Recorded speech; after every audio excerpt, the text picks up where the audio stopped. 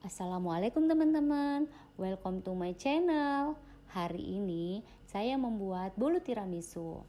Bolu ini rasanya sangat enak. Jadi teman-teman wajib mencobanya ya. Nah, tekstur kue ini tuh sangat lembut dan empuk. Seperti ini ya teman-teman. Nah, cantik banget kan? Jadi wajib tonton video ini sampai habis. Dan jangan lupa ya subscribe Liz Ahmadi. Terima kasih.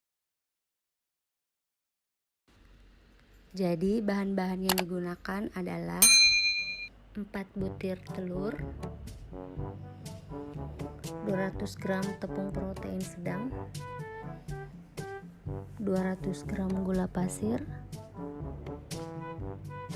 2,5 sendok makan coklat bubuk, 1 sendok teh baking powder, 1 sendok teh TBM, 100 ml santan, 100 ml minyak goreng, 1 bungkus kopi instan.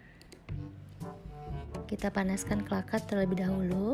Jika teman-teman menggunakan kukusan, penutupnya harus ditutup dengan kain yang tebal.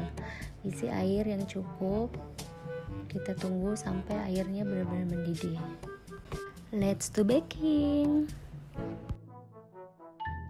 Masukkan 4 butir telur. Masukkan 2 gram gula pasir.